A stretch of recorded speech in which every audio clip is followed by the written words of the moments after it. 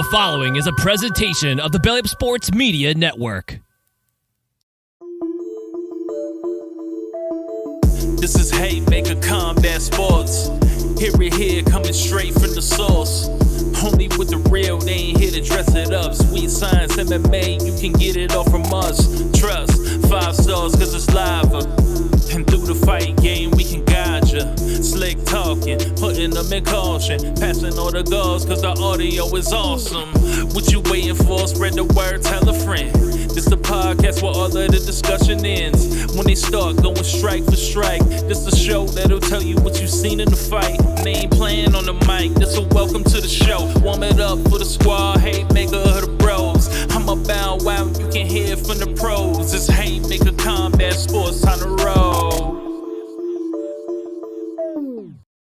Welcome back to Haymaker Combat Sports, powered by the Belly Up Sports Media Network. Your host, EJ Reed, joined by my fellow host, Aaron Admire, Steve Johnson. Fellas, how's it going? It's Tuesday. It's cold. It's supposed to snow tonight. And I don't know, man. I feel like the cold weather and the seasonal change is, affecting the mood lately. I don't know. Man, what kind of mood you been in? I don't know, man. It's just like that gloomy mood that this weather brings, A lot of people talk about seasonal depression. I don't know if that's it, but I don't know. It's just busy. It's cold. I don't know. Just a lot of shit going on. Yeah, and I don't know about, I don't know if it's called geography or like weather and science and whatnot, but East Coast, it doesn't get dark as early as it does here. It doesn't get dark till like 6. Around here, it's dark at 5, which is crazy. Yeah. About 4:30, 5 o'clock, it's starting to sun down. And like you said, a lot of people go to work earlier too, so you get to work and it's dark, and then you leave and work and it's dark. That can change the mood, and I think they do have a statistic that says, it's more depression in like the winter season, but hey, it is what it is, I guess. How you doing, Steve? I'm doing pretty good after a weekend. Like Admire said, adjusting to the cold. I'm realizing, we getting closer to the end of the year already before I knew it, So, yeah, that's what I'm just realizing lately. And wondering, top of my head, how many events we have left as far as UFC for their year ends. I think it's just one more. I think it's this weekend. Colby Covington and Roundtree, is that right? I didn't know Roundtree stepped in there. I think it's Buckley. Yeah, it's Joaquin Buckley. Yeah, that should be a good one. Yeah, that would have been a weight class mismatch if Roundtree stepped in there. But yeah, Buckley, St. Louis kid. Yes, I looked at the card like a week or so ago, and it looked like a pretty solid card. It's not gonna be at the Apex. It's gonna be in Tampa, Florida. So they typically try to put some pretty good cards when they do live events in front of people. So we have time. We might touch on that a little bit, but yeah, man. Like you said, is it colder in Kansas City? Because when I got off the plane on Monday, I thought it was gonna be colder than it was. It was like in the upper 50s, 60s. I'm like, because when I left, it was colder than when I came back. Yeah, it was nice Sunday and Monday, and then today it was like 40. Tomorrow it's supposed to be 34. We're supposed to be like an inch of snow tonight. Yeah, it is gonna be colder tomorrow. I'm looking at the weather, and then Thursday it's gonna heat back up. It's not as bad this weekend. Weekend is gonna be in the 50s, but I'm not a Missouri native like both of you. So is it typical for the weather to be in the 50s in December around here, mid-December? That seems pretty warm. I mean, for like the last 10 years, that's been the normal. But like, I remember being a kid, man, and like snow, like 3 foot high on some days. And we ain't had that since I was a kid, like 30, 35 years ago. Like Christmas, it was guaranteed to be snow on the ground, like for the first years of my life. Yeah. Yeah, Go ahead, Steve. Yeah, I would say it would be rare if it didn't snow on Christmas. But now it's we're having warm days, which I prominently don't remember as a kid. You had too many of those. But yeah, I mean, you got to anticipate now. Probably there's no snow on the ground lately. The way the temperature's been lately. Yeah, and I've heard scientists say it's cyclical, and I said science say, it's the environmental change. I know, and I might talk about Neil uh, Tyson DeGrasse. I'm probably messing his name up, talking about it as well. Uh, you know, I don't know. I'm not a scientist, so this ain't a science show, but it's a little warmer than usual. But you do still have your cold days, like Emma said, it's gonna be cold here tomorrow too. It's gonna be in the 30s, so make sure you wrap up when it's cold out there, and just don't freeze to death out there. But yeah, man, I was in Mexico this past weekend, and I'm gonna save that for the boxer show because I want Chris to be here.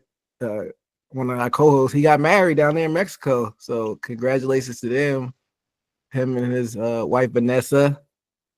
And it was a lovely event. Like I said, I'll probably get into more details once we get him on for the boxing show, just so he can tell it from his perspective. But 80-degree weather, man, it's crazy. Like how you just don't realize sometimes, like it's crazy. You could just end up in one part of the country 2 hours later on a plane, and then end up in tropical weather like that.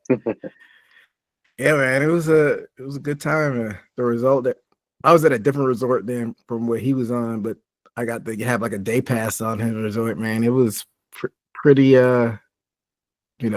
ritzy there. And I don't know if y'all been to like a all-inclusive resorts like that. And yeah, it was a lovely time. And I got to hang out on the beach for a while, so that was nice. And then, like I was saying earlier, when I got off back to the plane here, I was expecting it to be super cold, but it was in the 50s, and I wasn't mad at that. When I got back home for Thanksgiving at the airport, I had to break out the scraper. Like I had snow all over my car coming back from Thanksgiving. So thank goodness I hadn't messed with that. But yeah, that was my weekend. How about y'all's weekends? Yeah, just hung out with the family, did a lot of Christmas shopping.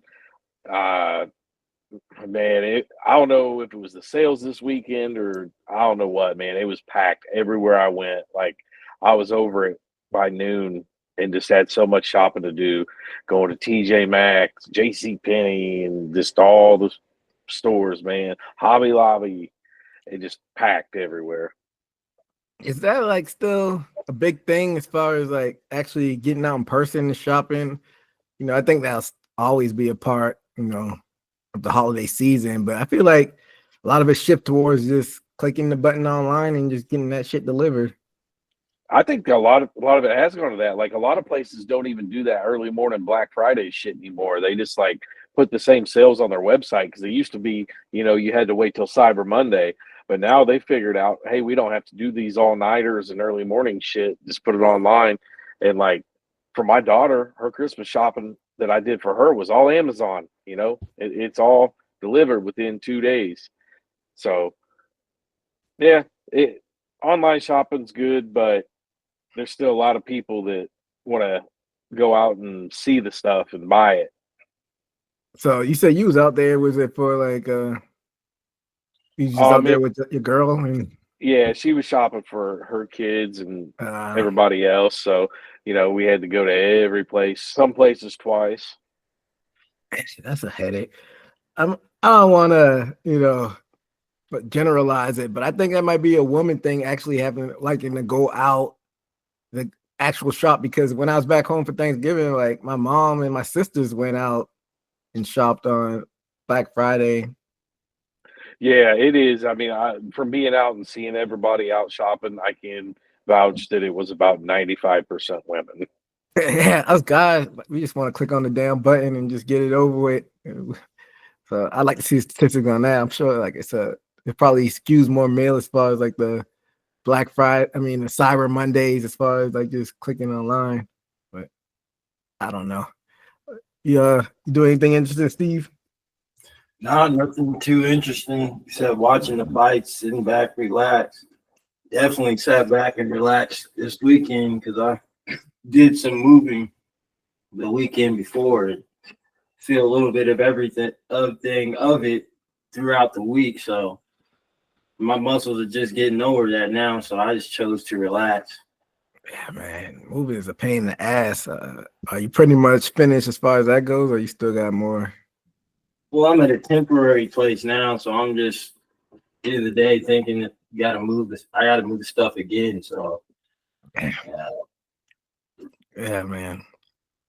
Yeah, I mean, hats off to you for that, because I hate moving, but that's a part of life, you know. But let's get into these fights this past weekend. UFC 310, the last pay-per-view of the year, went down in Las Vegas. Where'd you watch the fight at, Admire? I was here at my girlfriend's house. We got back from shopping and eating everything.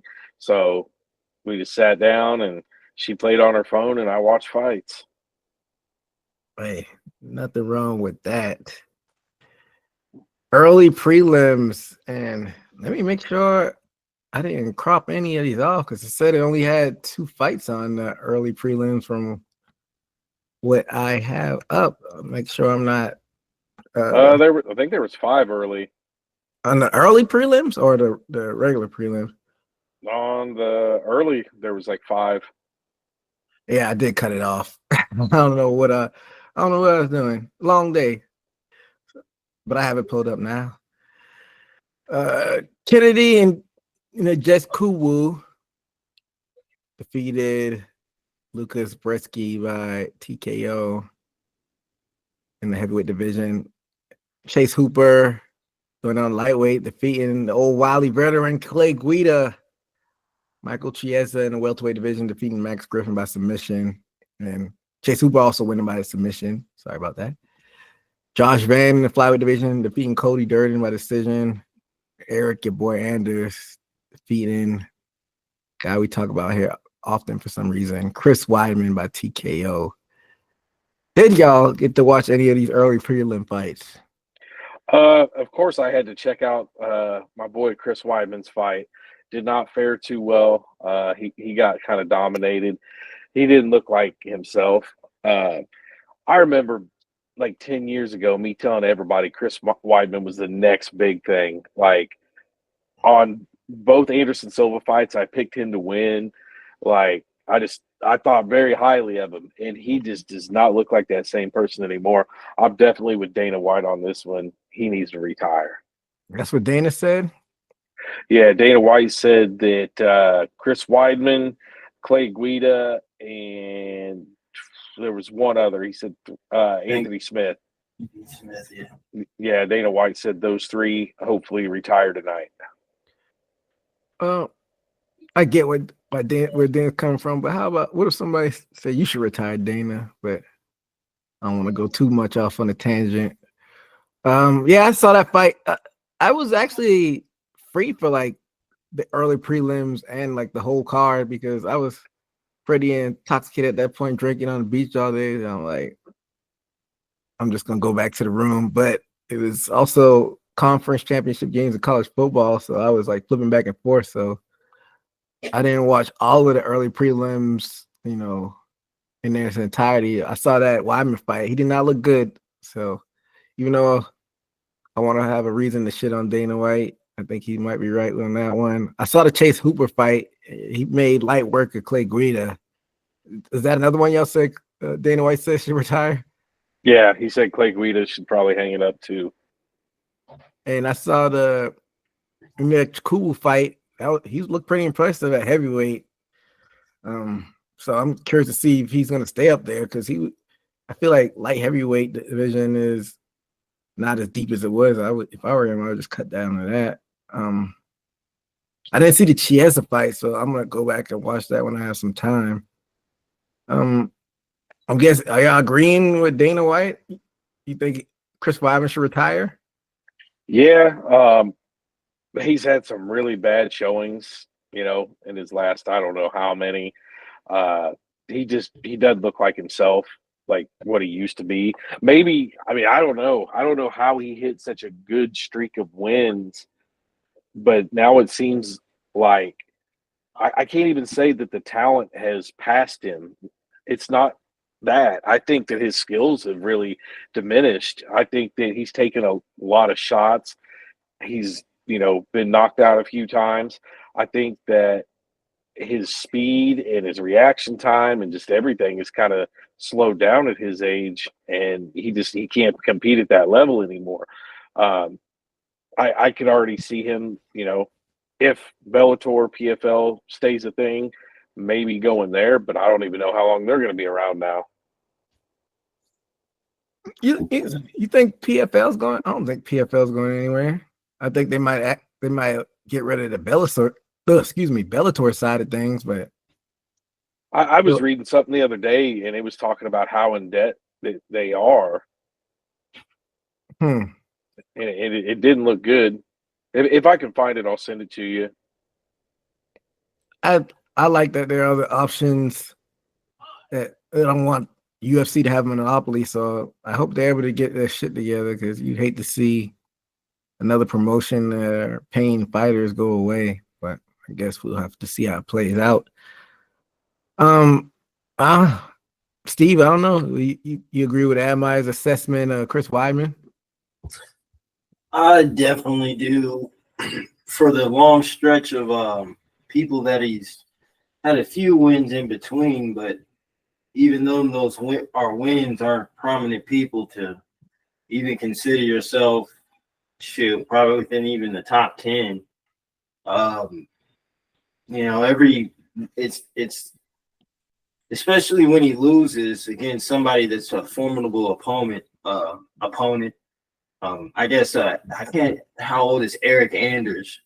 But even if he is around the same age, I think Eric Anders is older than. I think Eric Anders is older than Smith. And I feel like Anders hasn't been as weathered as Weidman. Plus, I feel like Weidman's a kick away from, every fighter that I know that's had that type of injury. I feel like they're a kick away from, snapping their leg again, which I think any fighter that did have that injury has never been the same. Maybe he's fighting for, I hope it's not for legacy, because I guess it's already stamped that he has nowhere to go. And I don't see him getting, a dominant win. So I think it's time for his retirement or a lesser promotion, definitely. Well, I've always said I think Chris Weidman was a little bit overrated during his hot streak. He was don't get me wrong, I'm not going to take away from any accomplishments, because it's hard to be a champion in the UFC, but I think Anderson Silva changed the trajectory of UFC history back in the summer of 2013, when he was goofing around and got caught and got knocked out by Weidman.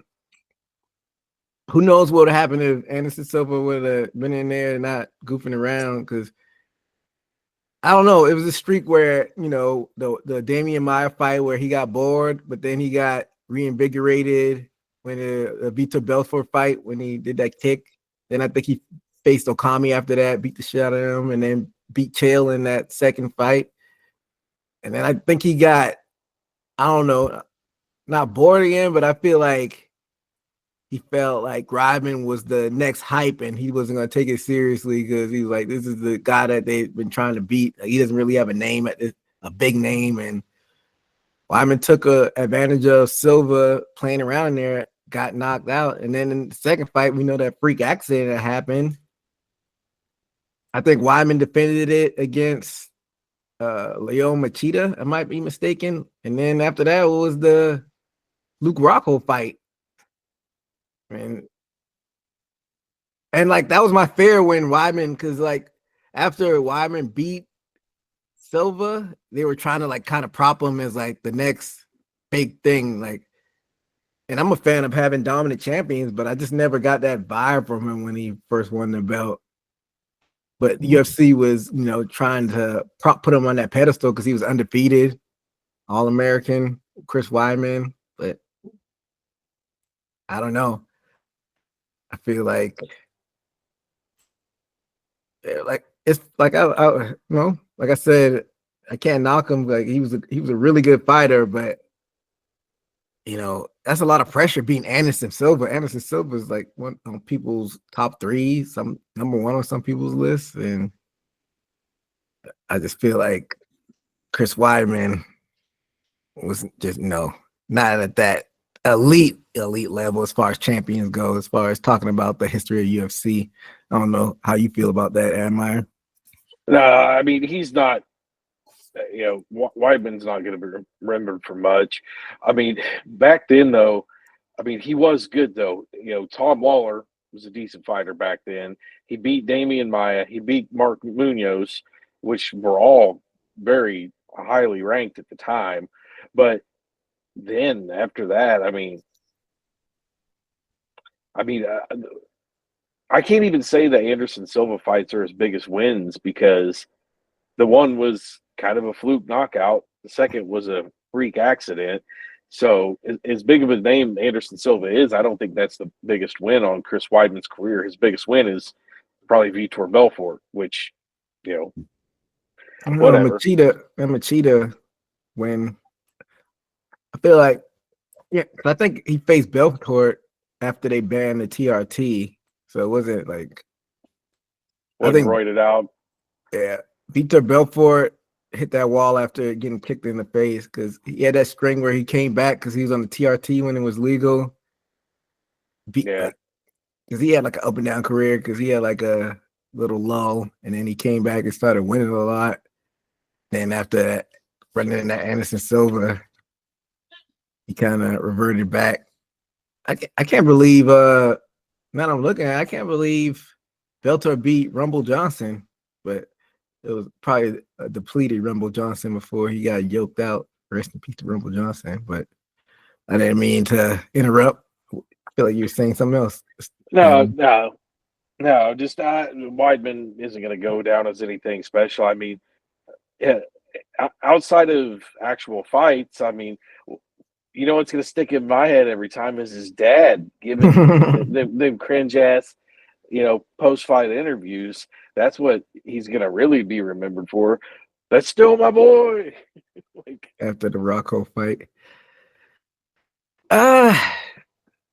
Yeah, so is he Hall of Fame or not? I feel like the UFC Hall of Fame almost works like the WWE Hall of Fame. It's no rhyme or reason for them to put some of the people that are in the Hall of Fame. I feel like you got Forrest Griffin. That's the equivalent of like Coco Beware in the WWE Hall of Fame. I don't know. Is Chris Weidman the Hall of Fame or not? To me, no, but they will just because he was like the first one to beat Anderson Silva in however many fights. You know what I mean? So that's what he'll be. He'll go down in history for it. I'm sure they'll give him a Hall of Fame for it. Steve? I would think so. Because based on Silva was at the height of his career, it's almost like he opened up waters for the middleweight class at that time. Sort of like certain boxers that had a run at the championship and achieved it. And unless you're a true diehard boxing fan, you're going to know that fighter that's beat that one person. Like if it wasn't for Mike Tyson and Buster Douglas, you know what I'm saying? Or those type of matchups, I think that's what he's known for. I think so. I have another question. I know that fight was a catchweight, but was he continuing as a light heavy or a middleweight? Was that fight supposed to be? The fight he just had this past weekend? Yeah, the Eric Anderson. That was a catch. That was a catch weight. But what are you saying? Was it meant to be a middleweight fight? Yeah. What was it meant to be, or a middleweight or a light heavy? I'm thinking probably middleweight. Middleweight. Yeah, because both of them compete at middleweight. Okay. Yeah. Yeah. I don't know. I don't see him going anywhere in middleweight class. I say his legacy is stamped. That's how it is. It's not going to get any better. Yeah, because when you do a catchweight fight, it's supposed to be it's usually originally supposed to be at the lower weight than what the catchweight is at. Because if it's supposed to be light heavyweight, they wouldn't do a catchweight lower than that weight. Understand? Yeah. So yeah, it's supposed to be middleweight fight. Yeah, I don't think he's a Hall of Famer. I don't even think it's that borderline. He only defended the belt twice. I'm thinking minimum you need 3 defenses. But I don't know. Like I said, it's no rhyme or reason because then you always got, I don't know, if Donald Cerrone, he's in the Hall of Fame if I'm not mistaken. And he didn't win a title at all. That's what I'm saying. It just depends on, I guess, longevity is a factor as well. And basically on how the fight style that Dana likes. If you're like a stand-up guy that's just killing your brain cells and in the UFC a long time, you're probably getting the Hall of Fame. But I don't feel like Wyman wasn't that type of fighter. He's more of a wrestling type. And he, like I said, he only defended the belt twice.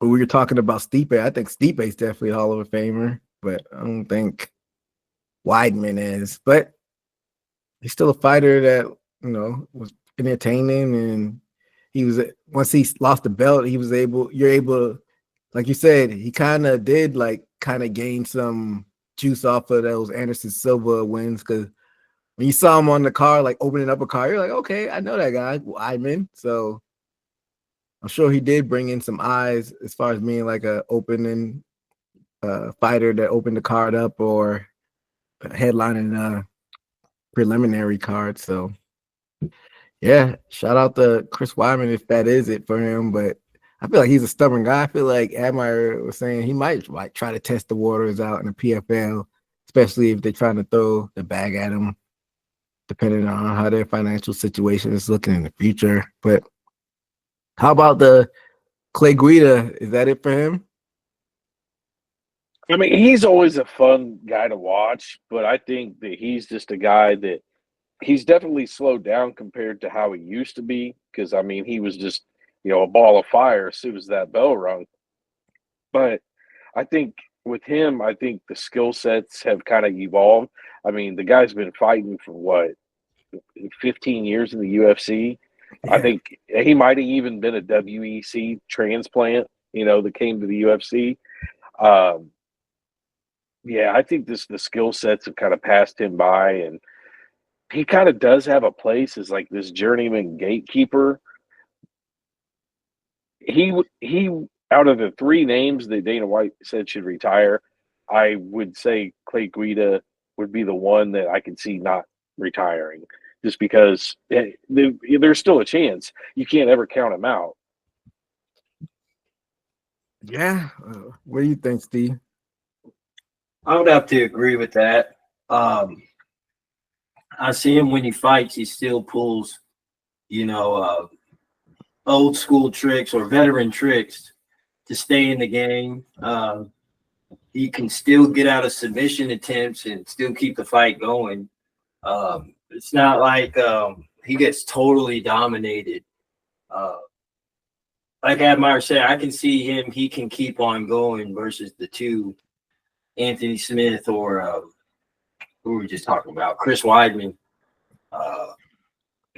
For what it was, I mean, his fight, he got dominated, but he stayed in there better than the 2 people we were talking about. I think.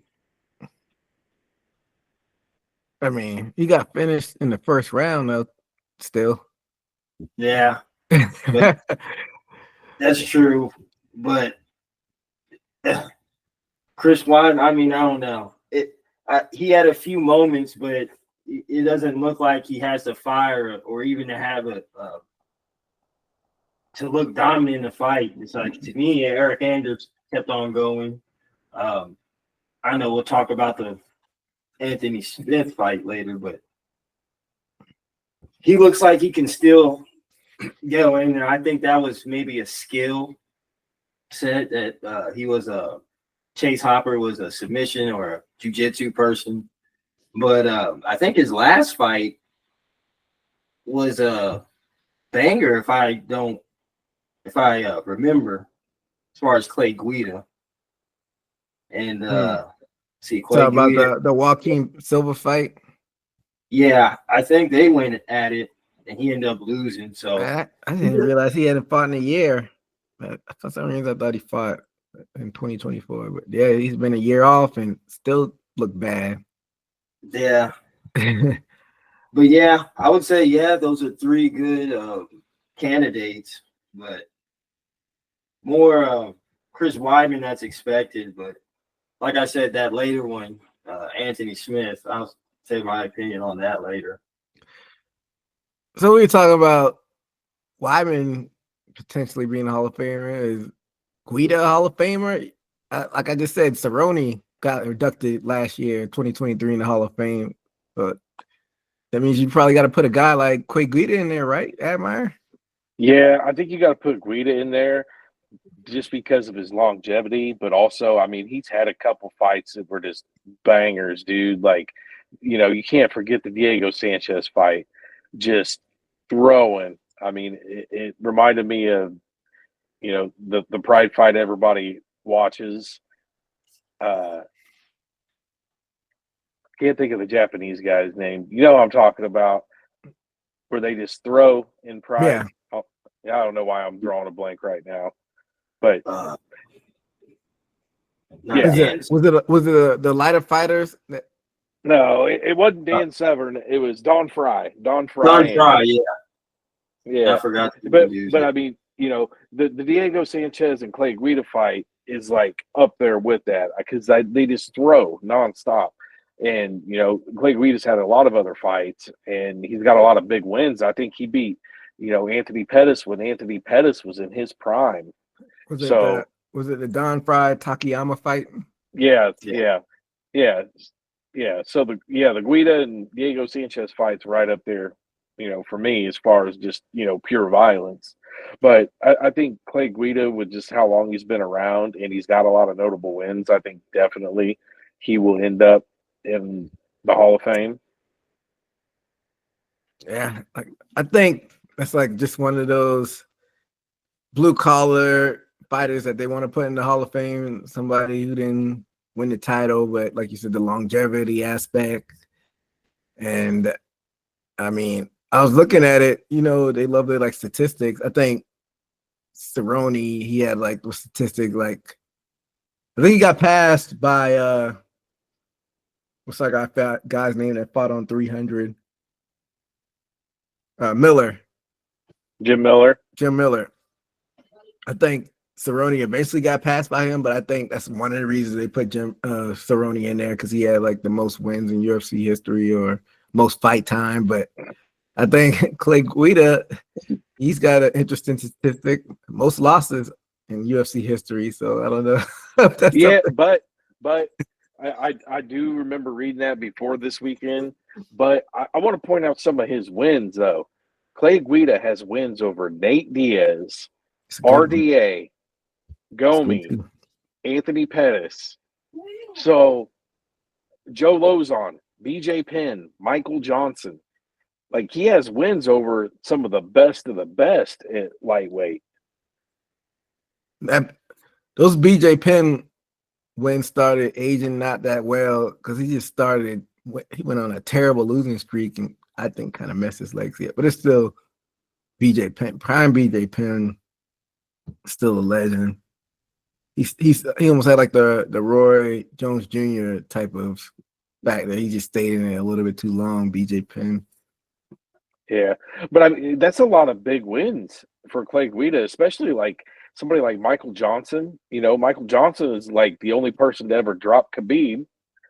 So, Nate Diaz is a household name. Got to win over him. Mm-hmm. Yeah, those are wins. You can't sneeze at those. So I think they'll probably end up sneaking them in the Hall of Fame. It's like the curtain jerker of the class whenever they induct a class in there. So there's nothing left for him to prove, so he should probably hang it up. But shout out to him, shout out to Wyman, and that's probably the most we've ever talked about the early prelims. But like I said, this was like a sneakily pretty solid card as far as names go. But let's move on to the prelims. Another catch weight. Why aren't people making weight? Catch weight at 175. Brian Battle defeating Randy Brown by split decision. We'll get into that one a little bit. Featherweight, we had Movsar Evil defeating Aljamain Sterling by unanimous decision. This judging is some interesting judging. Welterweight, we had Vicente Luque defeating Themba Gorimbo by technical submission. No controversy on that one. And then to cap this one off, light heavyweight division, Dominic Reyes defeating Anthony Smith, TKO, second round. I watched like pretty much all these fights. Maybe I might have missed a round or two or some of them, but I pretty much I watched the fights. Did y'all get to watch these prelims? I watched the Luque fight and the Reyes Smith fight, but I kind of tuned out when it came to the first two, the Randy Brown and Brian Battle, and I knew the Sterling and Evlov wasn't going to be much action, so I kind of just tuned out. Steve, did you watch the Brian Battle Randy Brown fight? I did. You said you did? Yeah, I did. I thought, and then after the fight, you saw the Boo Birds come out. I thought Randy Brown probably won that fight as well. I don't know what you thought about that. I would say he did. But like I said, the judges, for a person that's coming up, where I think Randy Brown is a formidable opponent, I think Brian Battle looked good in certain places, but I think Randy Brown established enough control and evasion, a lot cleaner. I don't even think his he got hit, but not as I would say as clean as he hit Brian Battle. But this is one of those back and forth ones too. Not either opponent was too dominant, I would say. Yeah, and kind of foreshadowing to the judging, because we're gonna talk about that on the third fight in the main card. But I'm not trying to be sexist or anything, but she does not have a good track record. We got to get Adelaide Bird. Maybe she needs to do a stint in PFL or something, because I feel like every time she judges, it's some bullshit that happens as far as the judging goes. But like I said, we'll talk about that more on the main card. What do you think about Sterling? I thought. I didn't think it was more egregious than the Randy Brown and Brian Battle, but I thought that was close as well. You can't get mad at the decision because neither one did like anything to pull themselves ahead as far as getting a decision. But Sterling took the loss at featherweight. What'd you think about that, Steve? Yeah, and plus the judges' eyes at the end, reversed them. Took him a while to get off his back a few times, but I've seen him. He did had him on the ground for a few seconds or if not minutes. Added up himself. Like you said, this was a close one, back and forth, reversing. I could have said it could have went either other way. Mm-hmm. I would say. Yeah, definitely a stumble in the road for Sterling. But what do you see as ceiling at featherweight? Because some say that he was always a big featherweight. I mean, excuse me, a big bantamweight, and featherweight was the division that he should go to. But now he's taking a loss. Like, what do you see as ceiling at featherweight? Well, he's number 5. He's got to win over Calvin Kadar. Kadar. I would say that's a good win, but you know, I would say for a champion from bantamweight coming to, because we just saw what's his name from flyweight go to bantamweight and fight Jan. What's his Figueredo. name? Figueredo. It seems he's doing good with the weight transfer as far as going up. I feel like if he was a champion and number 5 is posing a threat to even challenge your, which I think is his ground game or his wrestling. I mean, I don't think he can go too far up. It's like he hit a wall, like with number 5. I feel like Sterling, being a previous champion of bantamweight, would do better than that, or seem more formidable or dominant. So I'm gonna bring you in this convo, Admire. Ilia Topuria, your featherweight champion, he's talking about vacating the title and going up to face Islam Makhachev. So what would happen with the what would that do with the featherweight division if the belt is vacated? And the featherweight, which why? You know, do your time, do more time, defend it some more. I don't like the move, but I mean, other than that, you have a lot of good people in that top, even 6 of featherweight. I mean, me being just a fight fan, I would want some kind of tournament, you know, or a lot of title eliminators. But I think out of your top 6 in featherweight, you would see Diego Lopez probably make it up there to the top, and I think Diego Lopez probably beats Max Holloway, probably beats Volkanovski. He might have some, I don't know, but Brian Ortega's there at number 6, and we've seen him kind of fizzle out when he gets towards the top, but he's always dangerous and always has a chance. I don't know. I mean, there's a lot of good matchups to make it featherweight, and a lot of different ways you could do it. But I think it's too early for Topuria to be thinking about moving up.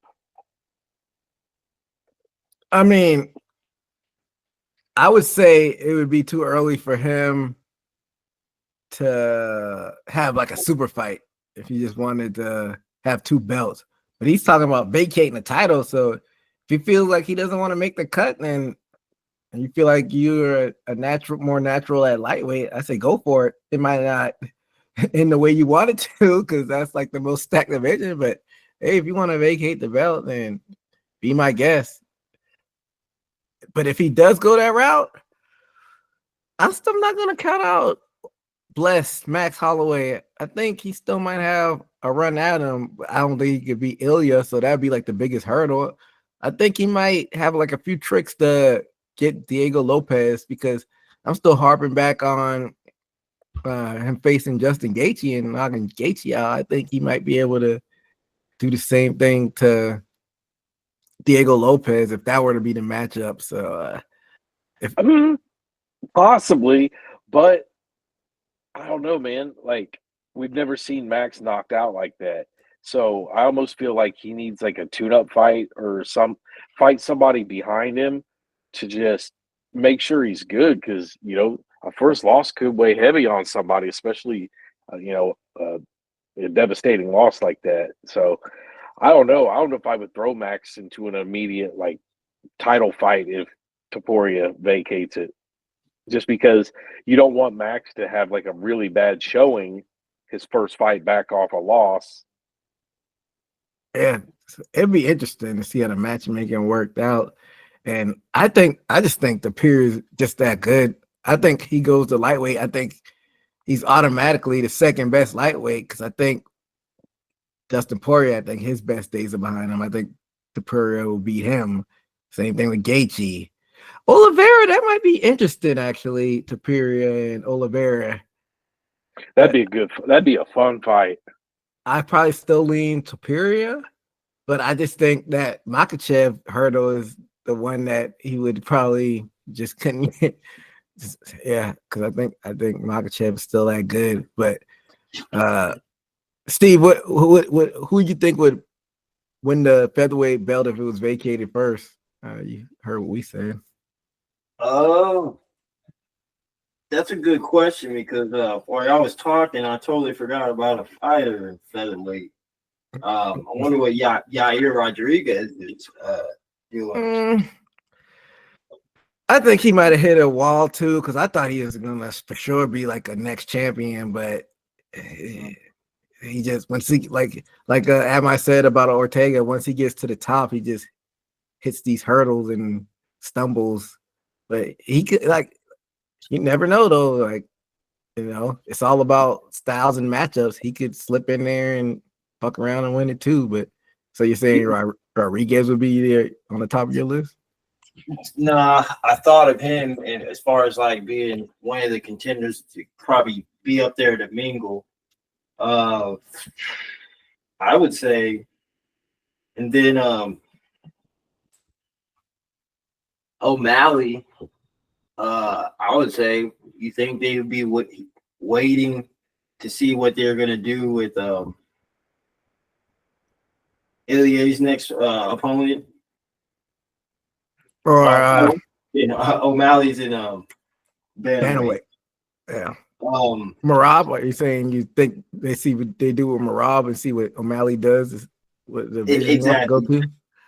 Yeah.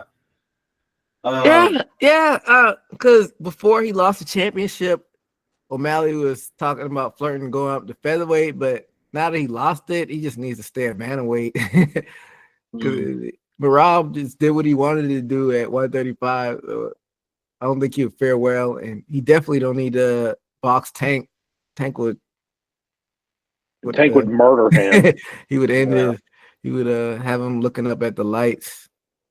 So he needs to stay what at do you think about if Marab will win? What do you think Marab and Makhachev? Would that be a good matchup? No, I'm tired of quote unquote super fights. It needs to be a real super fight. Both of y'all need to have 5 championship defenses under your belt, in my opinion. Before the super, it needs to be like even though BJ Penn didn't have that many defenses, but Penn and GSP, that was like a super fight. Silva and GSP would have been a super fight. Jones versus Silva would have. You got to stack those wins up, man. I don't like this immediately trying to go up. Connor started that bullshit, and look how it turned out for him. But I need to see some defenses first, build up the anticipation for it and whatnot.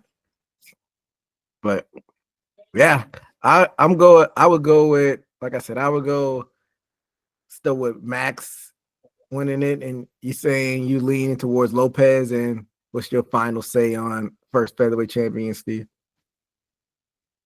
I really wouldn't know. To win the vacated title, if that happens. Who's the top 3? I know you said Lopez. Well, and that's what I'm saying. So out of the top 6, you have so many different types of styles. Any of these 6 could win on any given night. So at 1, you have Volkanovski. 2, you have Max Holloway. 3, Diego Lopez. 4, Rodriguez. 5, Ivlov. 6, Ortega. Well, now that you say that, though, I can't count out Volkanovski. So if they matched up Volkanovski and Max, Max hasn't beaten him yet. So I probably would lean Volkanovski winning the Vegas. That's what I'm saying. Of those top 6, any of those guys could win on any given night. Like, it's not a guaranteed. Yeah, so haven't heard that, Steve. Now, what do you say? I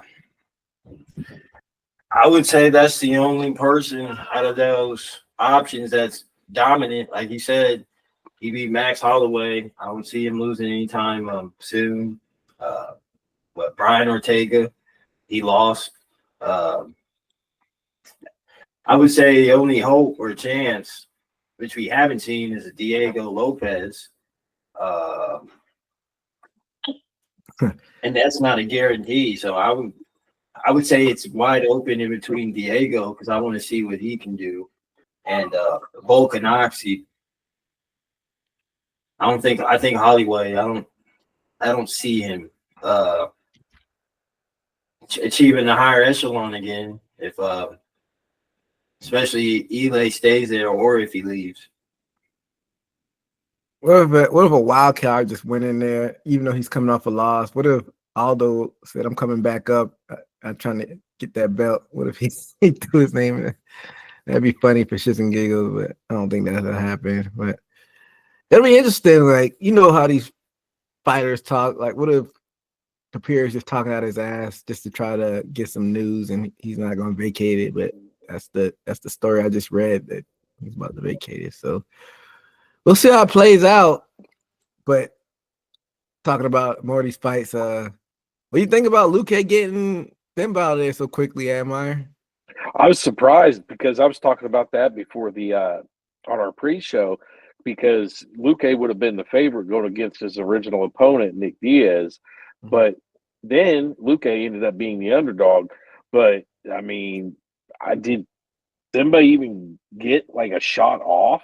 Nah, it was pretty one-sided. I mean, I don't remember any really landing or anything, but I mean, it was quick, down and dirty, and night.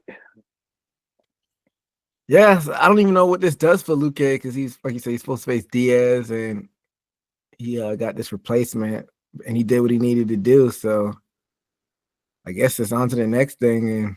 And I don't know, Steve, how impressed were you with Luque? Yeah, it was pretty sweet, straight to the point. I think he Bimba made a mistake, and I think if I remember, it was some type of Darce choke. He caught him in, and that's all she wrote. To me, just another sweet win to stay in the top 15. Yeah, pat your statistics, so to speak. Yeah, like not too much to talk about on that one. It was short and sweet to the point. But we kind of foreshadowed this earlier. Light heavyweight division, Reyes got Smith out of there, and Smith did his best to try to hang on.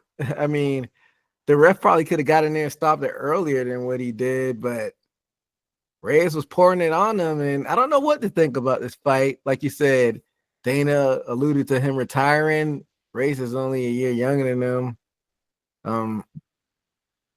Yeah, I don't know. And Reyes had his struggles after the Jones fight, and this is his second win in a row. Yeah, I don't know really to think with the fallout with this one. What do you think, Admire?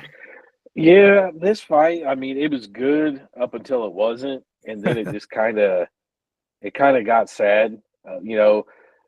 I think it's one of the only fights that I've ever seen where you can just see a fighter just mentally give up, but their body doesn't. Usually you see people's body give up, but mentally they don't. And this was the opposite. Like Anthony Smith just dropped his hands, and I don't know if you've heard some of the stories about it, but Dominic It's Reyes has said, What do you think about? I don't mean to. What do you think about like that? Them, harping on a story about Smith's coach passing and whatnot, and how his head was in the game. Yeah, that's what Reyes said. Is he pretty much dropped his hands and said, hit me, I want to feel something. Like you just watched the dude kind of give up. You know what I mean? Like Anthony Smith just kind of gave up there at that point and just wasn't mentally into it. So it was kind of sad seeing that. And I think that's his part of the retirement Dana White's talking about, is like if you can't be there mentally, then you need to retire. Because if Anthony Smith would have been in it all the way, Dana White wouldn't have said that about him. He's an exciting fighter. He always gives it his all, whether he's knocking somebody out or if he's on the losing end. But Anthony Smith is always an exciting fighter. So, as far as this fight, I mean, it's kind of what I expected. I expected Reyes to win anyway, but with, Anthony Smith's mental state, it wasn't. I didn't like the look of the fight. Steve?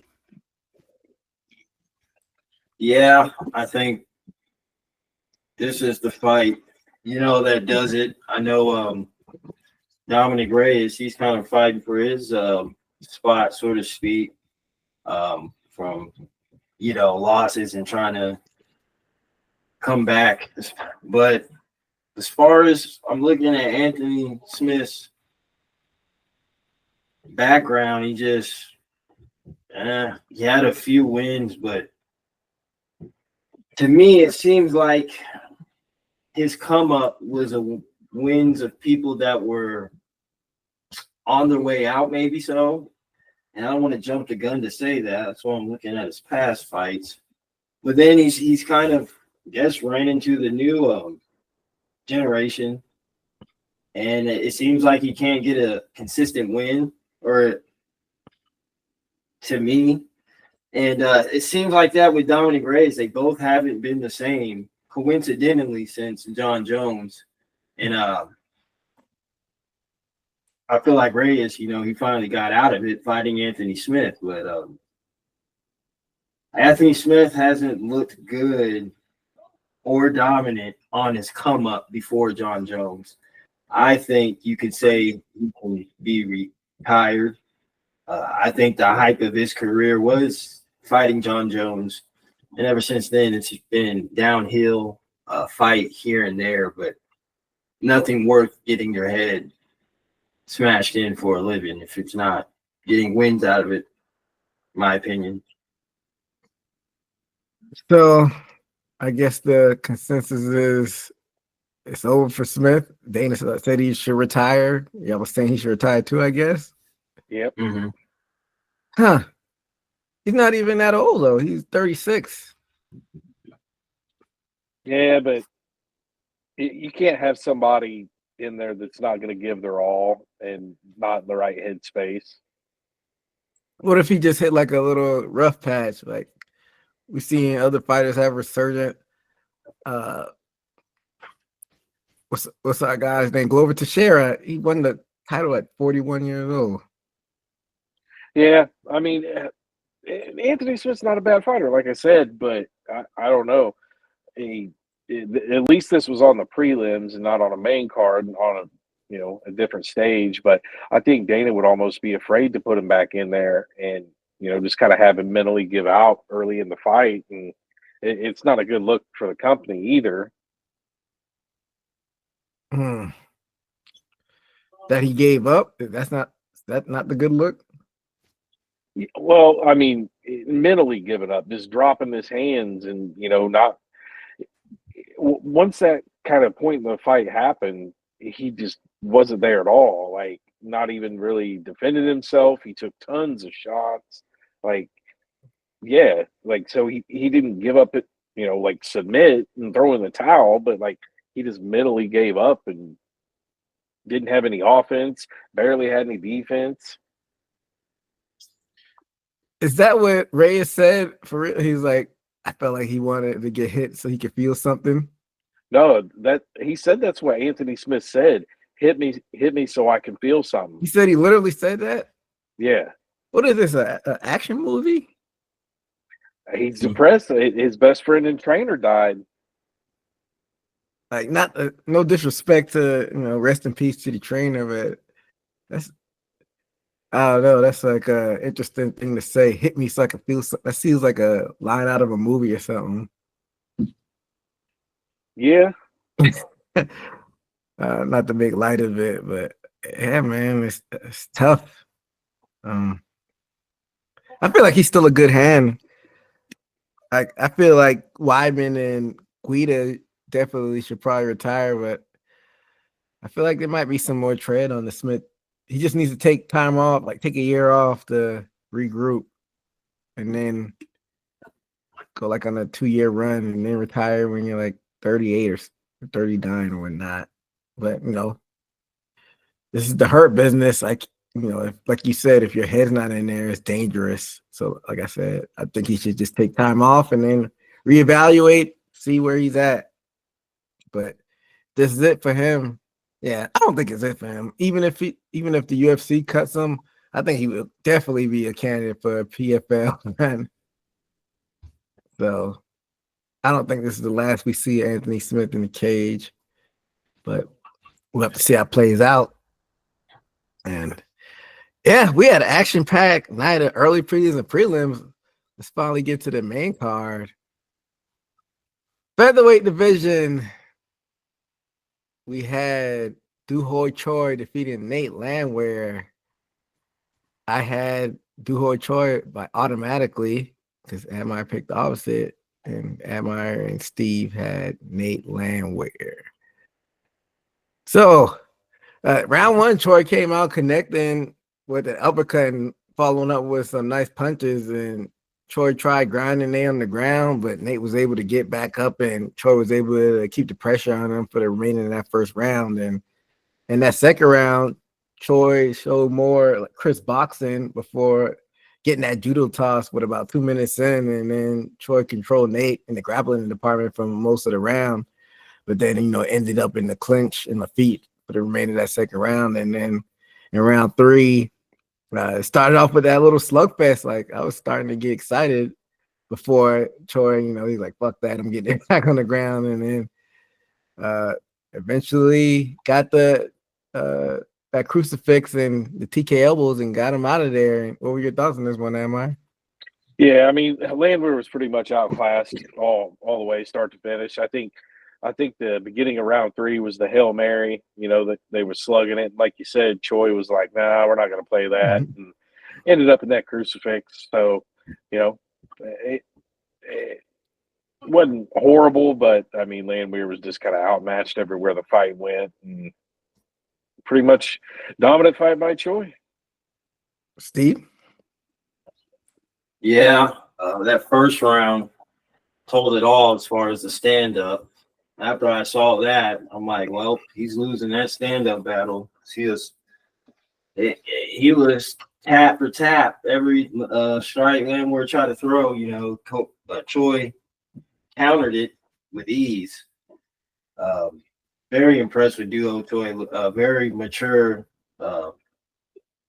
style now at his age, because I remember younger in the what was it, Cub Swanson days, he would just be trying to throw that piston right he had, but he had a different repertoire from what I've last paid attention to him. But anyways, like I said, second round looked pretty much the same thing. Started seeing the ground game, and I was like, well, it's pretty much a done deal in the third round. Saw Landwehr throwing haymakers. He was getting close for Choi to even make the decision to go to the ground, and crucifix, couldn't do nothing. Nate Landwehr has to go back to the drawing board and pick his fights strategically now to where his skill set, because he's basically outmatched for, I guess he was testing himself. Yeah, and Duho Choi, he's no spring chicken. He's been around the block, and he had that 3-fight losing streak before getting the draw against Nelson. This is his second win in a row. I just think he's gonna be that guy. He can maybe headline one of those Apex cars, or you put him on the curtain jerk of a pay-per-view, or headline the prelims and just put on fun fights. But I don't know if I see him as a future champion or anything, but everybody has to play their role in the company and do what they need to do. But let's move on to this next fight. Featherweight division, another featherweight fight. Bryce Mitchell beating Kron Gracie by KO slam and elbows. Admire Steve both had Mitchell, and which means I automatically had Gracie. So round one, Mitchell was able to get the takedown almost immediately and control Gracie, which you think a Gracie, they're known for the grappling, but you think they'd have a little bit more defense if you're a Gracie. Royce is rolling around in his grave, even though he's still alive.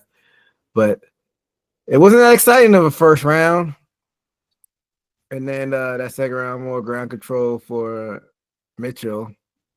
Gracie did Gracie things and tried pulling guard. Like, I never understand that move. Like, you got to just be like a super specialist to be able to pull that pulling guard. I always think it's not a smart move on my end. But what do I know? I'm not a specialist. And Mitchell, he had Mitchell in that tight situation, and almost got the armbar, but Mitchell fended it off in that second round. And then in that third round, Gracie was about to pull guard again, and Mitchell said, motherfucker, and slammed him and finished him with that elbow from hell, as John Anik would call it, and that was night for Gracie. What you thought about this one, am I? Yeah, I mean, Bryce Mitchell, complete domination all the way around. I can't remember who tweeted it, but somebody said something about Gracie, pulling guard. Uh, I, I've been watching live UFC events for like 20, 25 years now, since the very early 2000s. So I've seen a few Gracies come through the different promotions and fight. I don't think I've ever seen a Gracie win. It seems like What they up, are man? all. Hoist Gracie was like the man No, back in the I'm, early I'm, UFC.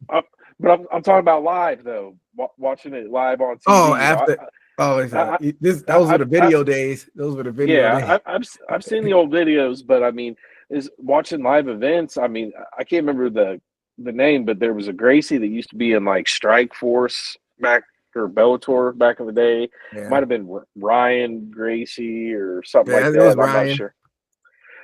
I've seen a lot of Gracies. I've seen him bring Hoist Gracie back. He fought Matt Hughes. I think Ken Shamrock fought him. Damn, I didn't know Ryan Gracie was dead. He was in Pride though. Yeah, there was a younger one in the around 2010. Anyway, but I don't know if I've ever seen a Gracie win a fight. I think that it's a great foundation for jujitsu and everything, but I think it's been proven time and time again that a strong wrestler can survive jujitsu 90% of the time. So, wasn't any surprise to me. As far as Bryce Mitchell, I don't know, man. Decent fighter. I just don't like him. Like his no seatbelt talk and like he's Definitely a the conspiracy theorist. yeah, but like the conspiracies that he talks about is like shit. Nobody even it's like no possibility of being true. A good conspiracy has to be believable. His shit's stupid. So, I mean, I'm sure the UFC will keep moving him up because he's on the mic and he says wild shit. So I'm sure they'll move him up as fast as they can. Did he have any sound bites after this fight? He apologized to Joe Rogan for calling Joe Rogan dumb or something. And I can't remember what he said. I think it was before the fight. He said that he doesn't believe in seatbelts because what if you need to jump and roll out of your car? What do you need to jump around your car for? Yeah, you need to jump and roll more often than you're potentially in a wreck. Like, get real, dude. You know, this is kind of off the beaten path, but I've had intrusive thoughts of like, what if you're in a car and you get stuck and you need and the seatbelt's on you? Carry the pocket knife, cut the seatbelt out. It's not that deep. It's not that deep. Seatbelts save lives. But Bryce Mitchell is definitely an interesting cat. But what were your thoughts on the actual fight, Steve? Yeah, seemed like Kron Gracie, I had a feeling he was going to do the same thing that I remember from his last fight. He's going to be drawn out, pulling for guard.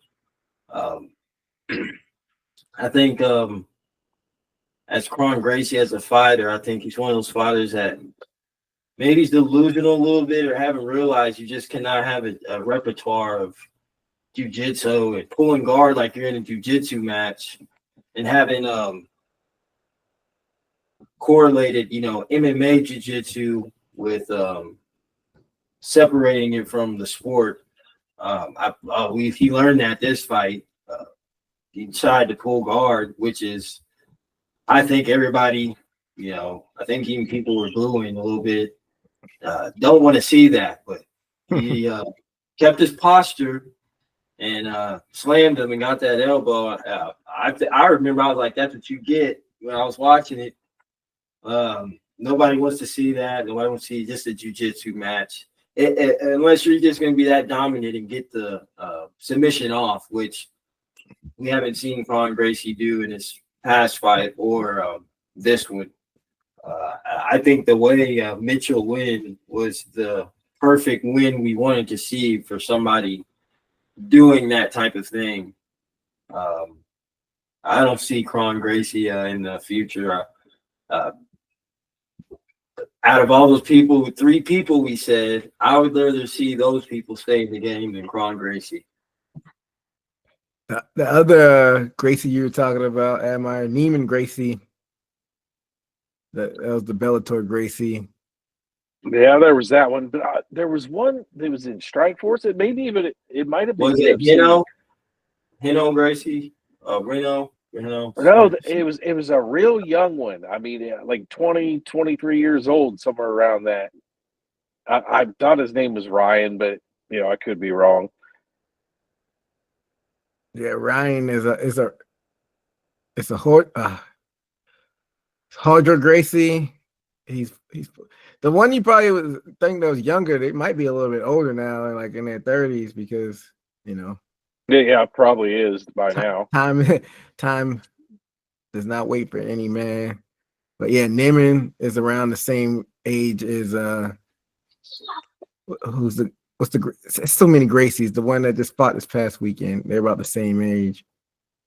And it's a lot of Gracies, but hey, it's all about evolving or dying, because you don't really see specialists like that, like just being straight jiu-jitsu. It's mixed martial arts. Back in the early days, you could be a specialist and get away with it. You got to round your game out. So I don't think we'll ever see a Gracie move up in the rankings and be dominant in the sport like Hoist was back when nobody could figure out jiu-jitsu like that. So I think they're always going to put it at Gracie, because they probably, this second generation that we're seeing now, they probably have kids that we'll probably see in the UFC, and they're always going to have a spot for them just because the Gracie started the company. But I don't know. Maybe this third generation, they're probably like 10 or 8 years old. Maybe they'll round their games out and we'll see Gracie's win in the future, but not this wave. Let's talk about the next fight on this card. This one was an interesting one. Cyril Gahn defeating Alexander Volkov by split decision. I had Meyer and Steve had Gahn, which means I had Volkov. I think we'll have to talk about certain judging in a little bit. But round one, Volkov was able to get the takedown within the first minute, but Gahn was able to get back to his feet. Surprisingly, later on, Gahn got a little takedown of his own and tried for the knee bar for some reason, which was his downfall in that Francis Ngannou fight. But he's like, fuck it, I'm gonna die on that sword. But he tried for the knee bar, but I guess it didn't bite him in the ass like it did in the Ngannou fight. Then Volkov got a takedown towards the end of the round, and Gahn sank in a guillotine that was pretty tight. I was surprised by that. And Volkov was saved by the bell. In round two, Volkov was landed that spinning back fist and rocked Gahn, but Gahn recovered, and both guys had their moments in that round. And Gahn bought Volkov later on in that round, and Volkov attending that loose guillotine. That was pretty sloppy, which Gahn fended off. And then the round finished off with both of them on their feet. That was a tough round to judge, so maybe I might be a little bit too harsh on the judging. And then round three, Volkov was able to get it to the ground and control ground for the majority of the fight. Volkov didn't do a lot of damage, but I thought he did enough to win the fight, but that's not what the judge saw, and Gahn was able to get the victory. What were your thoughts on this one, Amir? Yeah, I think this one was a robbery. The only round I could see going either way was round one. I think they both had their big moments there, but the last round could have, it could have been a 10-8 round. I don't think Gahn did anything in round three. So I don't know. This is my problem with the judging, is we don't know what they saw or what they were thinking. In my opinion, I think sometimes these judges don't know which fighter is which, and they're afraid to ask because they don't want to look stupid. You ever just possibility? Yeah, but you ever just meet somebody, they tell you their name, and then 5 minutes later you forgot their name? I guarantee you, it happened to me all weekend at this wedding. Right, and the judging is even more important, that they need to know who's who. But I really think that sometimes these judges don't know which fighter is which. I think that between the rounds, what do they get? 30 seconds? I think between the rounds, the judges should be writing notes of why they scored it that way. That way, they can be coached, they can be retrained, or you can see if there's this blatant bias, because this one wasn't as bad as some that we've seen, but there's been some. It's like, okay, we know that you're going for this person because there's no way, So judging still broken, about to be 2025. What are we doing? Don walked out of the cage. He thought he lost. I think he tried to save face and say something else, but he walked out of the cage like he lost. It was interesting. What are your thoughts on this one, Steve? Yeah, from what I saw, it seemed like Alexander had more dominant position in the cage, and it seemed like Cyril Gahn was looking out for attacks more than Volkov was. Of course, Cyril Gahn had his few moments, but I think Cyril Gahn, out of all those, was more compromised, especially that spinning back fist. Yeah, coming out of that round 3, I thought Volkov had a win, and I think Cyril Gahn thought that himself. Like you mentioned, he walked out of the cage. It doesn't seem like there was a translation or something. I think he was actually just disappointed. And they forced him not to do that. What was the last person that did that? And Dana got mad. Forrest Griffin, if I'm not mistaken. I think he was just punch drunk and loopy and just ran out of the cage like a damn fool. But yeah. Yeah. Go ahead. So I would say Gahn got lucky, to keep his spot. Volkov, he was looking pretty sharp, looking like a either Paddy Pimblett or UFC glitch of Paddy Pimblett. That's what he looked like in the cage. Yeah, so I feel like we sound like broken records on the show since the inception. We always talk about this judging, but I guess we could narrow it down specifically to a specific judge, which I don't know if we've done. Adelaide Byrd, it seems like she's always around these quote unquote robberies and these controversial decisions. So what do y'all think should happen as far as her like assignments and whatnot, Admire? I mean, we don't know what goes on behind the scenes. I don't know if there's like a union for these judges and athletic commission people, but something needs done. Like, in my mind, the right thing to do is take the bad judge or the questionable judge and put them in a room with 3 other judges and rewatch the fight and rescore it together. That way they can tell her, hey, this is what we come up with. Why did you score it for this person? Or if they rewatch the fight and they score it differently, why did you score it differently this time? Like that's where the change is going to start, is they have to speak to it. They have to be accountable for it or nothing changes. Yeah, I agree with that.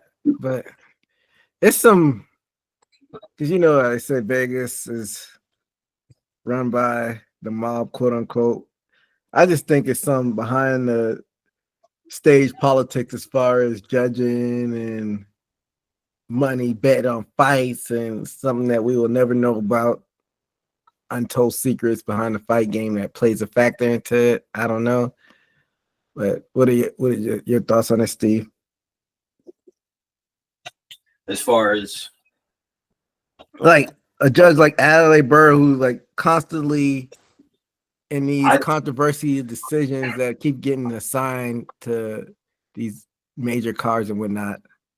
I think, which probably they're not going to do it, but make a system of inconsistent decisions.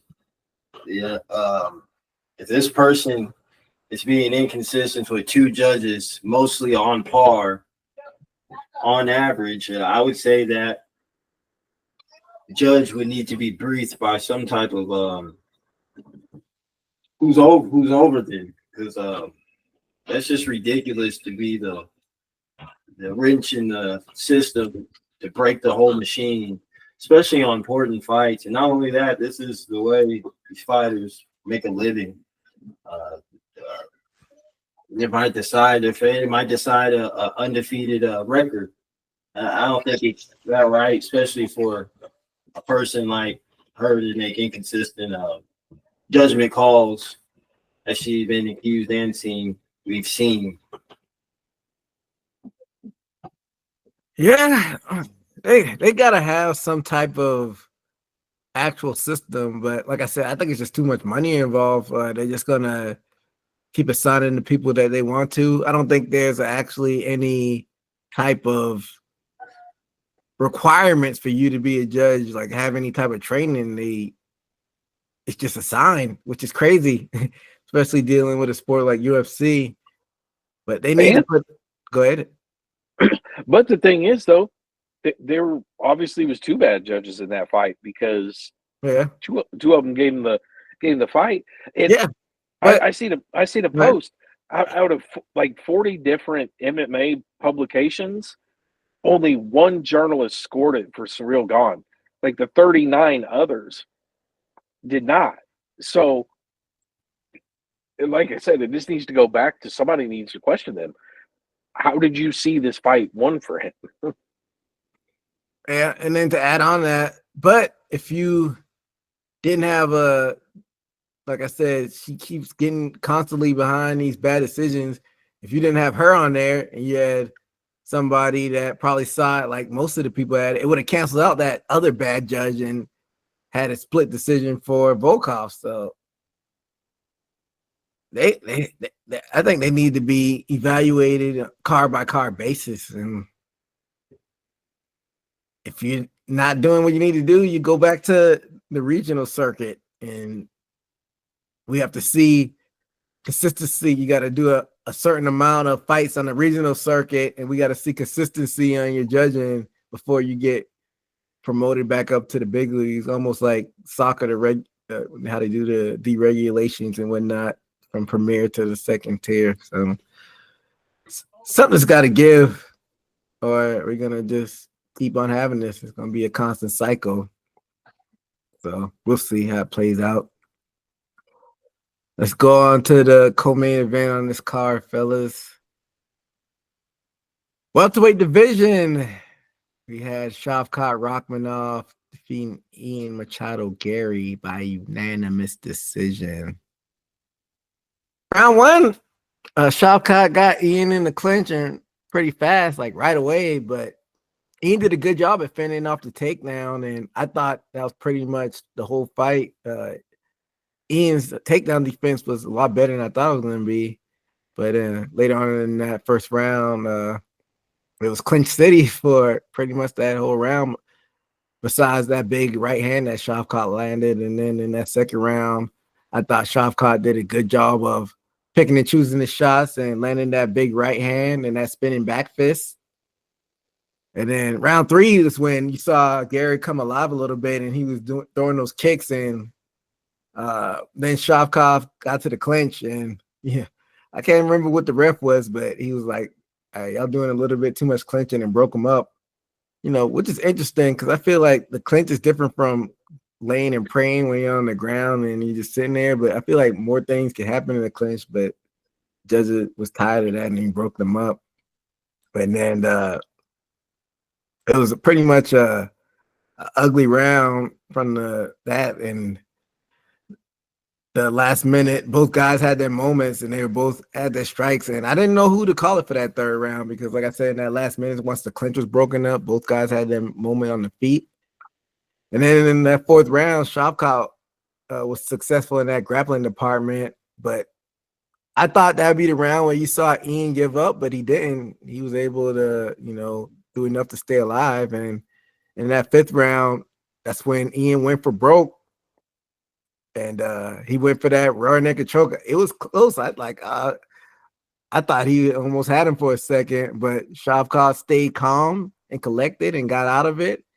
And then Shavkat got in position and controlled Ian on the the ground for a lot of that round, but then they got back up to their feet and then the fight ended in the clinch. But it wasn't really a lot of controversy behind this. Shavkat got a pretty comfortable win. What were your thoughts on this one, Amar? This was a good fight. It was a lot better than I expected. I don't know if I'm alone in this, but I expected Shavkat just to kind of get this out of there early. And I No, think, you picked Ian to win though. yeah, but I thought Ian would get in like you know, a sneaky knockout or something like that.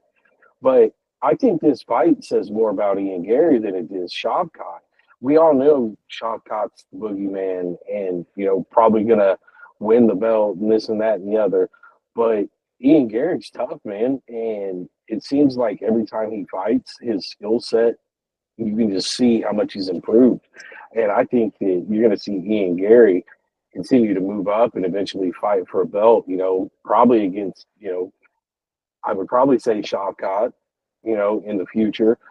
So this would be what I expect to see again. Steve? Yeah, he was surprisingly durable, more durable than the previous fighters that fought Shavkat. He was pretty up to par with him mostly for the striking department, although I feel like Shavkat had a little bit more highlight. But none at all was out of his league like his previous fights. And then like I said, even Gary had them in that guillotine, but for the most part, Shavkat looked like he just had another option if he were to shift the fight. Although Ian had a good defense, grappling around the ground, seemed like Shavkat was a little bit more dominant or could have more options to impose his will, which is, I think that's why Shavkat won. But no doubt that Ian surprised me on where he is on the, so to speak, top 10. And I could say Gary could be definitely a problem for the other welterweight people that are trying to come up. He definitely surprised me. So Admire kind of made a good point on the previous show.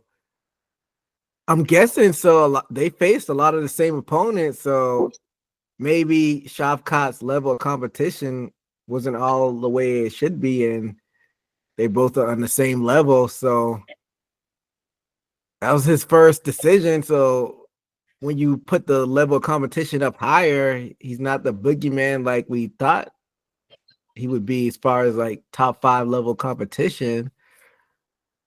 So I don't really know what to project Shavkat at this point. Now that he's gonna face Bilal Muhammad, we know that's gonna be the next opponent. Before this fight, I'd be like, oh, that's just a layup for Shavkat. But it might be perfect time for Bilal. I mean, Shavkat's he's not a spring chicken, but now that Bilal watched that fight, he's like, now I know what I need to do. I don't know. I'm still probably gonna lean Shavkat to get a decision that fight, but I think once they actually make a date for that fight, we'll give a full analysis on it. But Bilal might do what he needs to do to make it a ugly Bilal fight and try to just wrestle Shavkat and squeak out a decision. Like now, I'm trying to reevaluating things now that Ian gave him that pretty tough fight. I don't know what you think, Amar. I think that Bilal should train nothing but clinch for the next 6 months just to be ready for that. I think that right now, after just coming fresh off the Shavkat fight, I think that my pick would be Bilal Muhammad to win. Just because Shavkat looked human, Ian Gary kind of put him in positions that we've never seen him. And I think Bilal is kind of the champion for a reason. If he's, kind of boring or whatever. But I think he does have some decent hands. He's got great ground game. So my initial thought is I would go with Muhammad. Steve, what do you think? I would say because Ian he was a pretty tall guy. To give him credit, probably why he was able to even do his grappling, but I would say I would lean towards Bilal just by the fact that Ian showed us,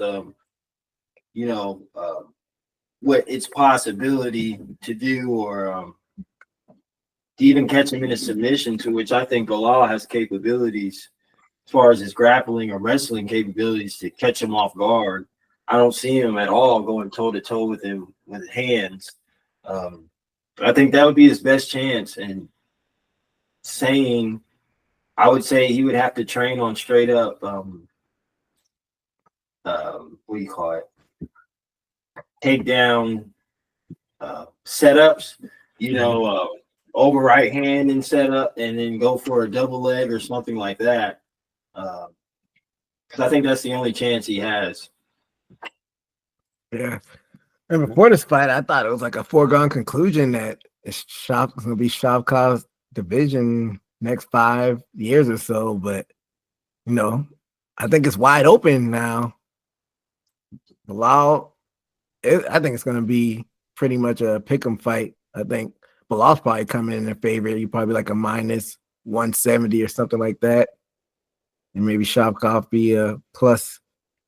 I don't know. It might be the other way around, but either way, it's going to be a slight favorite in that one. And going in the fight, I thought Shavkat would be a runaway favorite facing Bilal Muhammad. You still got Leon Edwards hanging around there. We got Kobe fighting this weekend against Joaquin Buckley. So this fight definitely says there's some interesting matchups in the welterweight division. But I guess off this loss, where you think they'll match Ian Gary up with, Amir? I think that they should probably just do Ian Gary against the winner of Colby Covington and Buckley. Is Buckley ranked? Yeah, Buckley's at like number 8, number 9, something like that. I didn't realize he was that high. Yeah, and I think Covington's round 5. I don't know. I could check. Yeah, Covington's number 6. I wouldn't be mad at that. What do you think, Steve? Yeah. As far as the matchup between who, like, coming off this loss, where does Machado go from here? Like y'all said, that would be a good one between Buckley and Colby Covington. I can definitely see a Leon Edwards against a Machado Gary. I think that would be a very interesting fight. That'd be a stand-up battle, I think, which UFC likes. Is Leon Edwards still ranked like number 1 or 2? Number 1. So I don't know about that one, just because they're both coming off losses though. That's saying you want to reward the guy. What is Gary ranked? Gary's ranked number 7, but I think the UFC you want to reward. Well, you want to reward the guy that's number 7 to fight the number 1 guy coming off the loss. That's true. Go ahead, Am I didn't mean to cut you off. But I think I can see the UFC kind of throwing him up higher coming off of a loss, just because he did so good against this guy that was supposed to be unbeatable. So, I mean, I don't know about all the way up to number 1 guy fighting him, but I could see Ian Gary not having to fight backwards. I think you're right. I think definitely the Colby Covington winner because if Buckley beats Covington, he'll probably take Covington's spot. So, yeah, that makes perfect sense.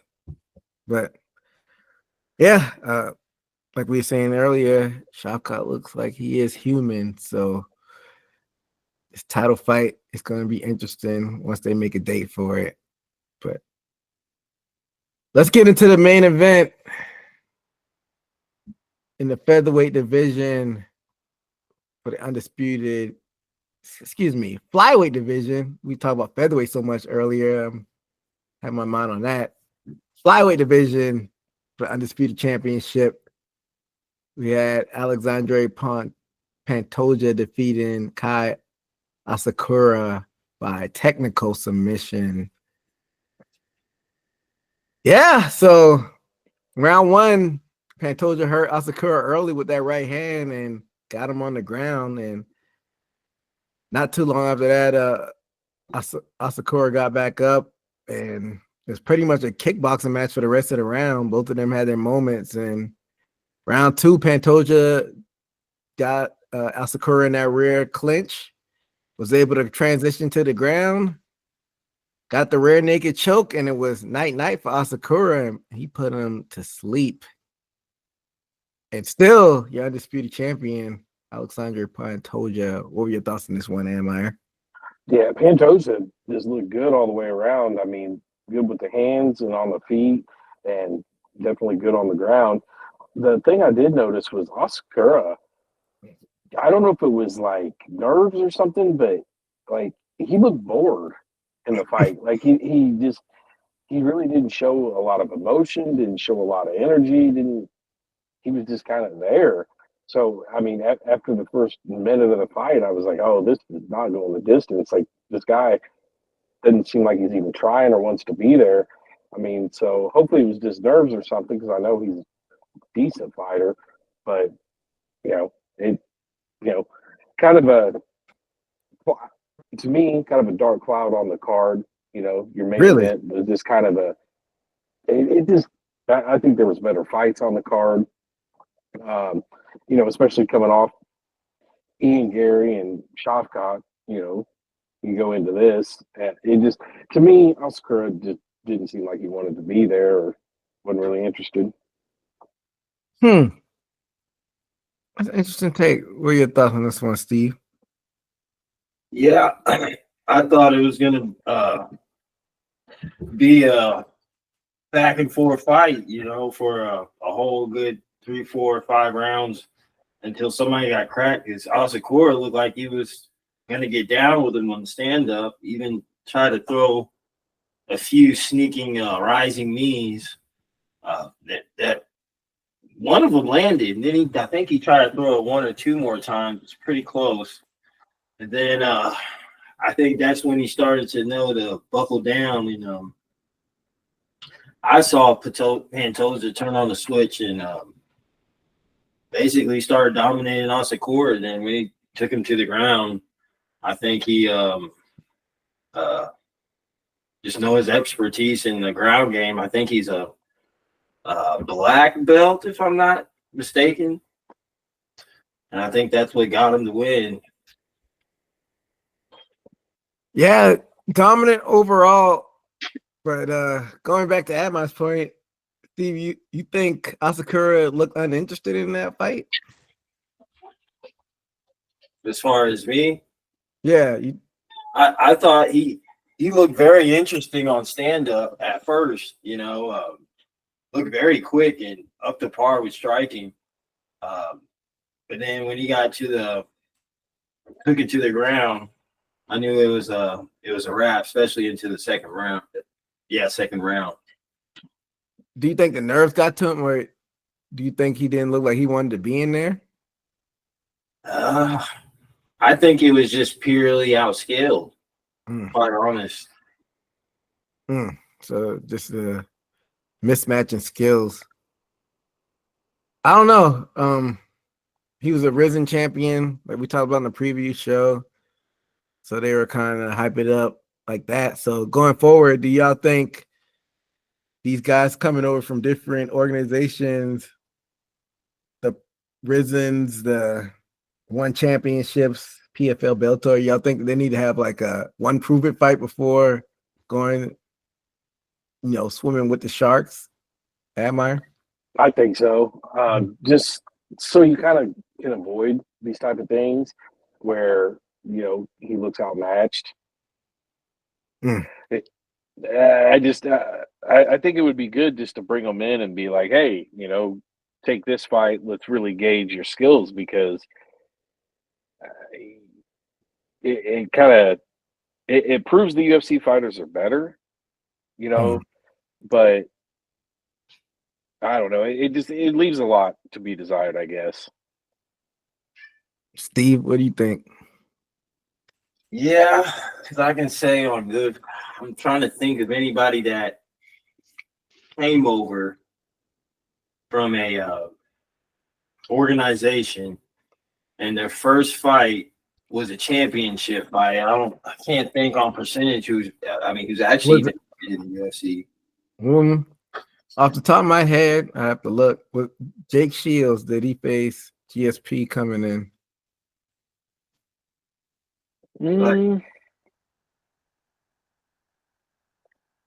Thought there was one more. I think Jake Shields might have been. I was wrong. He faced Martin Kampman before going against GSP. There's a bit of fighter that came in and got a title shot immediately. Was it Gilbert Melendez? It might have been, yeah. And nobody's achieved this from another organization yet. So I would say a tune-up fight. It really turns out well for at least one. What was it? Kayla Henderson? What is her name? Kayla Harrison. But Admire was right. It was Melendez. I feel like it was maybe one more person in the earlier days. But Kayla, what were you saying about Kayla Harrison again, Steve? It's just an example of these people that ain't thrown into the the fire. They usually turn out successful. I can think Holly Holm. She came over as a champion. Had a few fights before Ronda. Even like highly touted prospects like that, Kayla and Holly, they got a few fights before going for the championship. But you don't see a lot of people getting title shots immediately like we did see with Kai Asakura getting. And he didn't put out a good showing about for people doing it in the future. So you might just need a tune-up fight to get over those jitters. Brock lost his first UFC fight, if I'm not mistaken. No, he won it, and then he lost to Frank Mir, and then got a title shot. I want to say his third fight, Brock Lesnar. Yeah, there's a lot of them that had like one fight, then they got a title shot, like Rampage Jackson did. He fought Marvin Eastman, and then he fought Chuck Liddell for the title. Chandler. Silva, I know Silva had one fight before going for the title against Rich Franklin. What was that, Steve? Michael Chandler. He had one fight. He had one fight because he got the knockout in his first win. Might be Melendez and Asakura that are the only ones that got a title shot in their first fight. I don't know. Even Ben Askren had to get a tune-up. He got a tune-up fight for his. I don't even think he had a championship fight offer, but at least had a warm-up.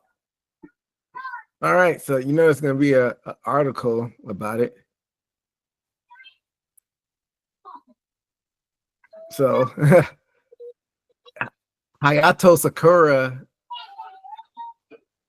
had a title shot in his first shot.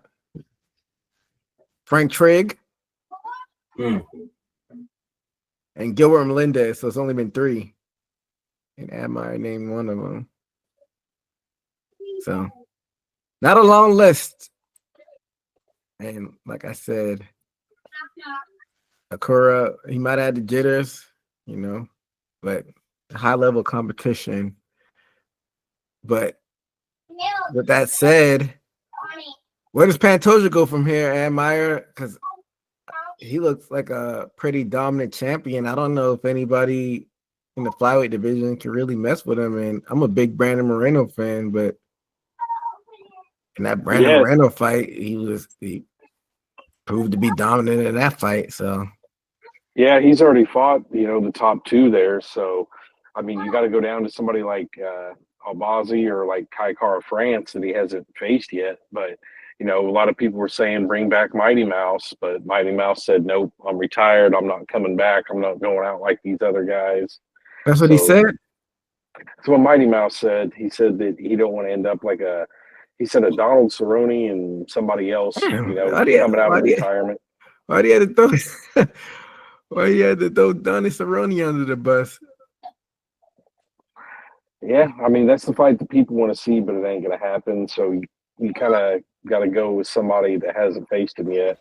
But, I see Pantoja probably being up there for a while. What if they throw the bag at Mighty Mouse, though? I don't think he would. I mean, because he's already a very high-level person that gets paid very well, anytime he fights. So he knows he's going to get paid, but he still said, nah, he don't want to do that. That's crazy. What do you think, Steve? Yeah, I don't see anything that's interesting besides the Brandon Moreno. I think maybe Moreno even needed a break because he went through some tough fights for his last one. So maybe that's what he needed to make if they were to fight again, a competitive fight against Pantoja. But other than that, I mean, I don't see anybody in the flyweight. Highly doubt he'll go to bantamweight. I would say the closest thing is Moreno. Yeah, but even with Moreno only has one fight. He beat Albazi, and he lost to Royval, who was another one that lost to Pantoja, and then there was Pantoja. So one went off 2 fight losses. I don't know how much you could sell that right now. Yeah, it's stuck between a rock and a hard place, and I definitely don't want to see Pantoja go up. I don't even know if he's even talking about going up to bantamweight. Even though, like, he's quietly, this is his 3rd title defense, which is crazy. He's got 3 title defenses already. I feel like he just won the belt. I guess this is how active he is.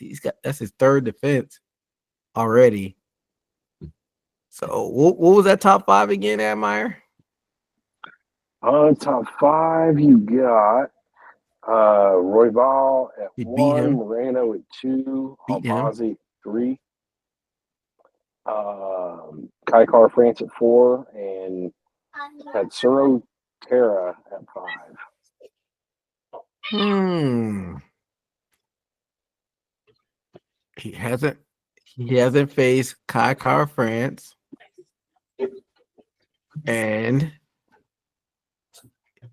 you said, hold up, you said Albazi too? What was Albazi? Albazi's at 3. Yeah, he hasn't faced Albazi or Kai Kara France. Yeah, that's my pick. But so they're in a weird spot because Albazi just lost to Moreno last month. So I think you might have to just go Kai Kara France. Probably. And I feel like Kai Kara France just fought recently. I don't know if it was a win or a loss. I think maybe he beat Steve Erceg back in August.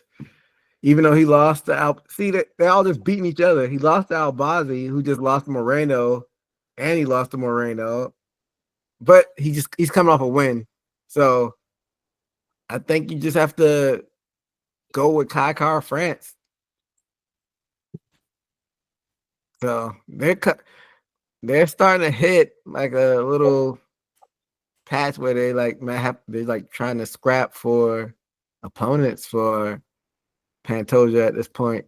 And he beat he beat Moreno twice already. So I don't know how much you could sell a third fight. And I'm a Moreno friend.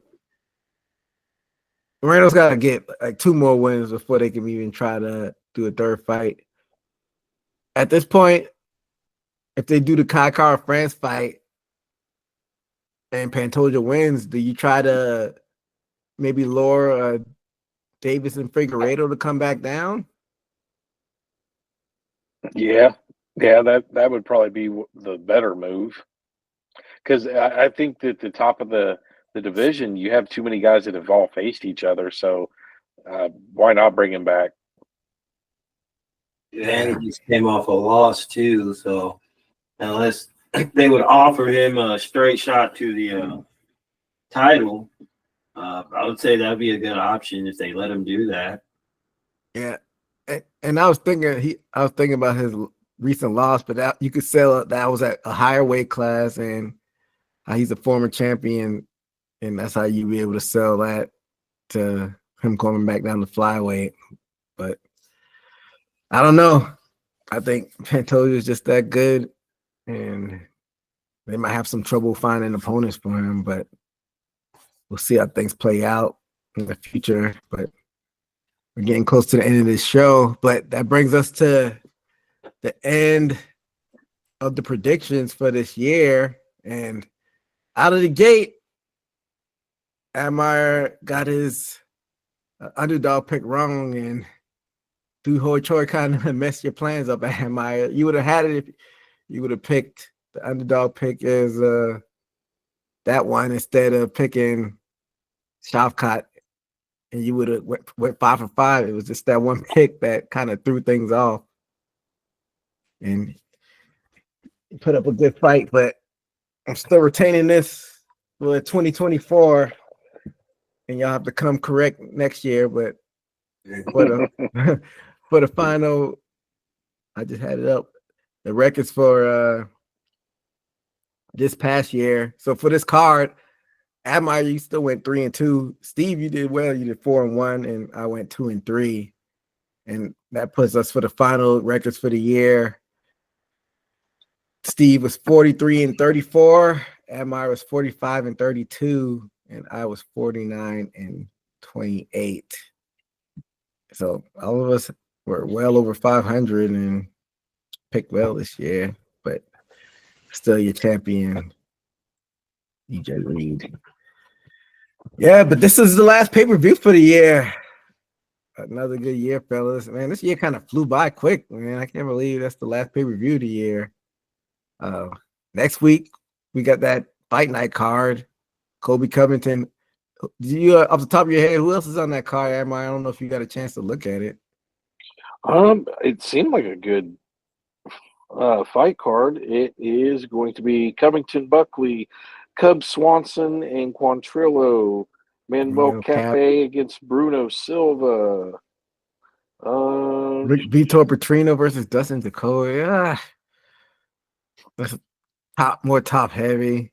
So I don't know if I had some extra time, maybe do a quickie show. I doubt it. So this might be the last MMA show of the year, and it's been another hell of a year doing this show. It's always fun talking a little MMA with the fellas.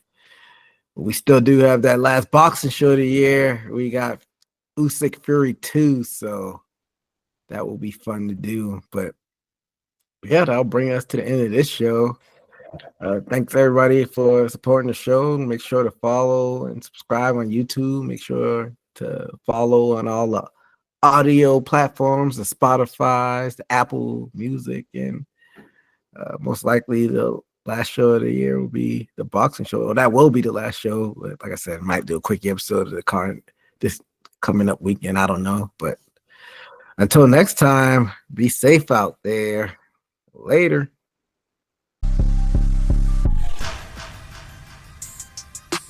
Hit the takedown, ground and pound, that was from the top. Heel hooking, no more plot, I leave you in the knot. Pound for pound, been the greatest. Sitting on the top, man, I'm laughing at the fool.